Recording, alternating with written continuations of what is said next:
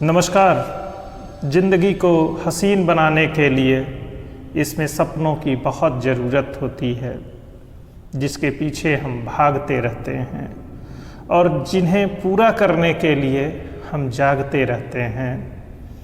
आप अक्सर सुनते होंगे, मतलब तमाम मोटिवेशनल जो वीडियो होते हैं कि सपने वो होते हैं जो आपको सोने नहीं देते। अच्छा है, मतलब एक अच्छा डायलॉग है, पर दोस्त चलने के लिए, जिंदा रहने के लिए सोना ज़रूरी है और सपनों को पूरा करने के लिए भी एक अच्छी नींद बहुत ज़रूरी है। क्योंकि आज के समाज की, ज़िंदगी की, कैरियर की, व्यक्ति की जो सबसे बड़ी समस्या है वो नींद है। और ये बड़े बड़े डायलॉग सच में सोने नहीं देते और हम आप सभी लोग उन्हीं सपनों के पीछे भागने लगते हैं और सपने सच भी होते हैं, ये तो सच है। और वो कहानियाँ जो सपनों के सच होने की रहती हैं वो अच्छी खासी नींद खराब कर देती है। तो सपने कैसे देखें यह हमें तय करना है और सपनों के पीछे किस तरह से भागें यह भी हम ही तय करते हैं। तो जो हमारे जीवन में तनाव है वह हम ही लोग ढूंढ ढूंढ के ले आते हैं। हकीकत में जब सामान्य ढंग से ज़िंदगी जिया जाता है तब हमारे आसपास कोई तनाव फटकता नहीं है। और ये अलग बात है कि हम दिन भर भटकते रहते हैं और थक कर जब कैसा भी बिस्तर मिल जाता है तो यह शरीर और मन की थकान नींद की आगोशी में बड़े आहिस्ता से ले जाती है और सुकून की एक नींद इतनी गहरी आती है कि एक बार में ही सुबह हो जाती है। मगर जब तनाव बढ़ने लगता है और सपनों के पीछे भागने का दौर लगातार चलने लगता है और जितने भी सफल हैं उसको नहीं स्वीकारते हैं कि और पाना है और सफल होना है, फिर आँखों से नींद गायब होने लग जाती है और तनाव की शुरुआत ऐसे ही होती है। अभी कानपुर की एक घटना है। एक डॉक्टर साहब ने अपने 2 बच्चों और बीवी को सोते हुए इस दुनिया से विदा कर दिया और अभी तक उनका पता नहीं चला है। जहाँ तक मुमकिन है वो भी ये दुनिया छोड़ चुके होंगे। उनको कोई असाध्य बीमारी थी और जीवन से लड़ सकने की कोशिश उनकी नाकाम हो रही थी और शायद बीवी बच्चों को अभाव और पीड़ा में वो नहीं देख पा रहे थे। तो उन्होंने जो तरीका अपनाया वह किसी को फॉलो नहीं करना चाहिए। हालांकि मरे हुए व्यक्ति के बारे में, चाहे वो मानसिक रूप से मर जाए या शारीरिक रूप से उसका अंत हो जाए, उसकी आलोचना तो नहीं करना चाहिए। लेकिन इस तरह की लोगों की जितनी आलोचना किया जाए उतना कम होगा। हो सकता है आपके जीवन की परिस्थितियाँ आपके अनुकूल न हों, लेकिन जिस रास्ते को आपने चुना वह बेहद अफसोसजनक है। आपके बीवी बच्चे हो सकता है कि आपसे भी एक बेहतर विकल्प जीवन में ढूंढते और आप जिसे अभाव समझ रहे हैं कुछ दिनों बाद वही एक बेहतरीन रास्ता बनकर निकलता। लेकिन आपने जो चुनाव किया उसमें आपने सारे रास्ते बंद कर दिए। तो आप सभी से विनम्र निवेदन है, अनुरोध है कि अपने लोगों से बात करिए और जो लोग अवसाद और समस्याओं से गुज़र रहे हों उनसे खूब बातें करिए, फटकार लगाइए और कहानियाँ सुनाइए। बातें करना बहुत ज़रूरी है। जब आप बात करते हैं तो तमाम रास्ते अपने आप निकलने लगते हैं। ऐसे में बात करना ज़रूरी है और जागते हुए जो सपने पूरे नहीं होते उन्हें छोड़ देना चाहिए, और सोते हुए भी सपने पर यकीन करना चाहिए कि जब मैं इतने घंटे सोता हूँ तो मैं सुकून से सोता हूँ, और उस दौरान मैं जो सपने देखता हूँ वो मेरे अपने होते हैं, और उतनी देर की खुशी भी मेरे लिए पर्याप्त है। तो सोते हुए भी सपने देखिए और खूब मेहनत करिए, आगे बढ़िए। अच्छा है, तमाम अच्छी कहानियाँ सुनिए, ऐसे लोगों से मिलिए जो ऐसी बातें करते हैं जो जीवन में रास्ता दिखाते हैं, न कि आपको हताश, निराश और कुंठित करते हैं। तो सपने आपको देखते रहना है और सोते हुए देखते रहना है, क्योंकि आपके शरीर और मन के स्वास्थ्य के लिए एक अच्छी नींद बहुत ज़रूरी है। खूब गहरी नींद लीजिए, 8-10 घंटे भी सोने का मन करे तो सो लीजिए, एटलीस्ट 6 घंटे तो आप ज़रूर सोइए। आप प्रतियोगी छात्र हैं, किसी भी तरह का काम करते हैं, भरपूर नींद लीजिए, क्योंकि शरीर का जो चार्जिंग पॉइंट है ना वो नींद से ही आता है, और ये मन और मस्तिष्क भी इसी शरीर में रहते हैं। तो वो तभी अच्छे से बूट करेगा और एनर्जाइज तभी रहेगा जब उसको एक अच्छी नींद मिलेगी। तो अच्छी नींद दीजिए, दिन में भी थोड़ी सी झपकी ले लीजिए, कोई हर्ज नहीं है।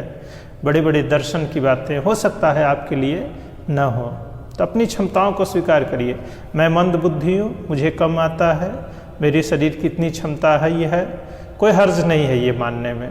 बाकी जो लोग हंसते हैं उनको हंसने दीजिए, क्योंकि दुनिया में सबसे सुखी यही लोग हैं जो यह स्वीकार कर लेते हैं, और वो लोग जो अपने आप को स्मार्ट, इंटेलिजेंट हर समय सिद्ध करने में लगे रहते हैं वो बहुत परेशान रहते हैं, क्योंकि उनके सामने एक नया कंपटीशनर आ ही जाता है जो उनसे स्मार्ट और इंटेलिजेंट साबित हो जाता है। तो ये साबित करने में लगातार बीमार रहने से तो अच्छा है कि मान लीजिए हाँ ठीक है भाई, मेरे लिए इतना ही बेटर है। तो जैसे ही ये संतोष की लाइन खींचते हैं आप खुशहाल हो जाते हैं। ज़्यादातर समस्याओं में यह लाइन न खींच पाना ही है। करप्शन तक में भी यही है। सोचिए, सरकारी कर्मचारी, ठेकेदार और दूसरे तमाम लोग, जिसमें आप पॉलिटिशियन का भी नाम ले सकते हैं।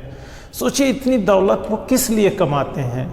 वो अपने एक जीवन में वह पैसा कभी नहीं खर्च कर सकते, लेकिन और रिश्वत लेना है। अरे भाई, किसके लिए ले रहे हो?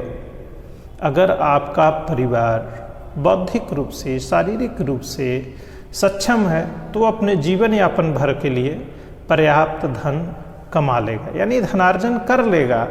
इसमें आपके इतना नैतिक पतन को बढ़ावा देने की कोई आवश्यकता नहीं। बढ़ावा इसलिए दिया जा रहा है कि जब आप करप्शन में भागीदारी करते हैं तो आप अकेले नहीं होते हो। जब आप पैसा लेते हैं तो आप उसमें अकेले नहीं रहते, कोई ना कोई तो आपको देता होगा। तो देने वाला भी अपने आप, चाहे जिस वजह से आपको पैसा देता हो, उस भ्रष्टाचार में भागीदार हो जाता है। तो कोई एक आदमी अकेले भ्रष्ट हो ही नहीं सकता है, फिर यह संख्या हमेशा एक से ज़्यादा ही रहती है, और पूरा आपका कार्यालय और पूरा परिवार, फिर आप पे तमाम आश्रित लोग उस भ्रष्टाचार और चोरी में न चाहते हुए भी भागीदार बन जाते हैं। आपके रिश्वत के पैसे से अगर आपके मित्र भी चाय पीते हैं तो वो भी भागीदार हैं, क्योंकि उस पैसे के खर्च होने में, करने में, उसका उपभोग करने में सबकी बराबर भूमिका है।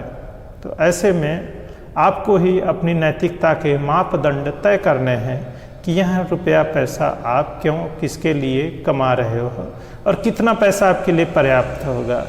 तो ये कभी भी पर्याप्त नहीं होता है, और आप लगातार महत्वाकांक्षाओं को बढ़ाते रहते हैं और उसको लक्ष्य मान लेते हैं, जो कि है नहीं।